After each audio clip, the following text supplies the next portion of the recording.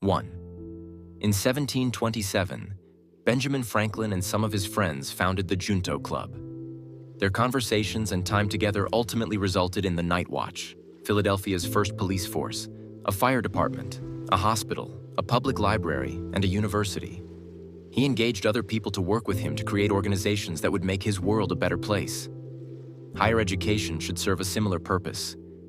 When looking at what your institution should do, mimic Benjamin Franklin. Ask yourself, are we achieving our mission? Where is our society headed? What do we need more of? What will help us help others? Let the answers to these questions guide your long-term planning. 2. Franklin once said, "An investment in knowledge pays the best interest." This is a lovely sentiment.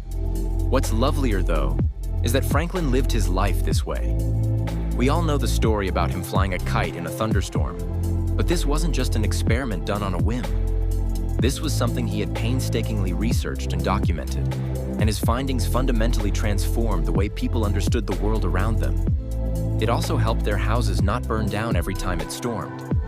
This is, I think, the goal of higher education: the application of knowledge, not necessarily preventing houses from burning down.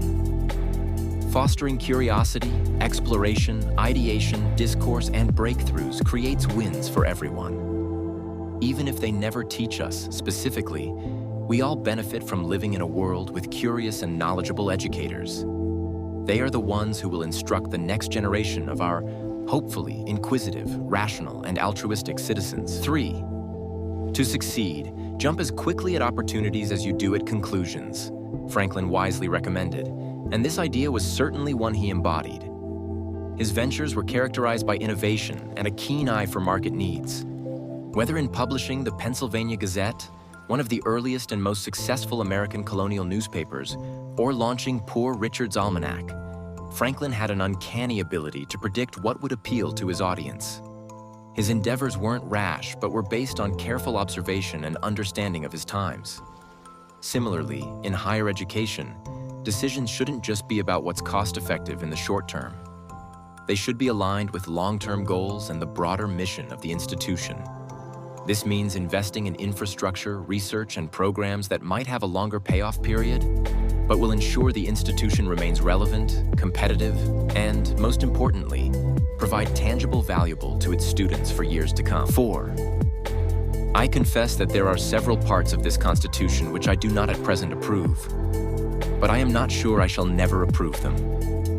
For having lived long, I have experienced many instances of being obliged by better information or fuller consideration to change opinions even on important subjects, which I once thought right, but found to be otherwise.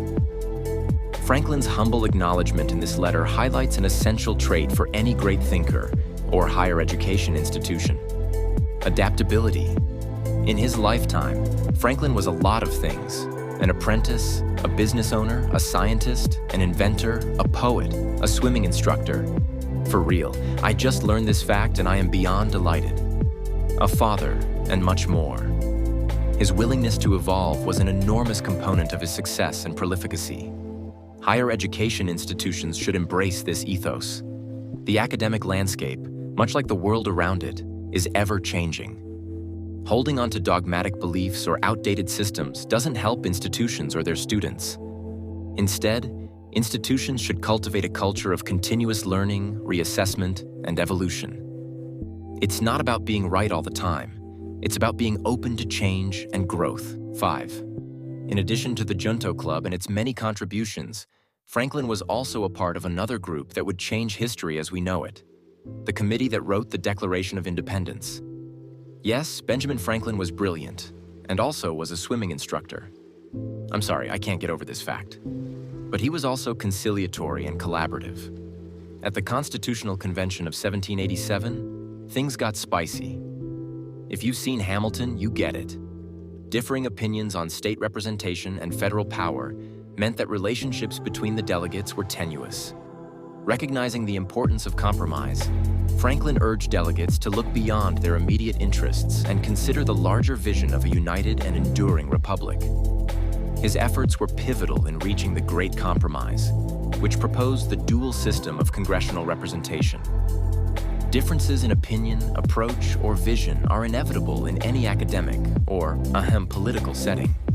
Yet, as Franklin demonstrated, it is through embracing diverse perspectives, fostering open dialogue, and prioritizing the greater good that institutions and government systems can truly innovate and excel. Higher education institutions should take a leaf out of Franklin's book, encouraging collaborative environments and championing the values of understanding, mutual respect, and compromise. Even if you never set foot in Philadelphia, teach swimming lessons, or confidently rock a skullet, many of the other aspects of Benjamin Franklin's life and writings are worth considering. Emphasizing community needs, fostering a deep-rooted curiosity, and championing collaboration are tenets that can literally change the world. As we navigate the ever-evolving landscape of education, let's emulate the man on the $100 bill. After all, well done is better than well said. Benjamin Franklin.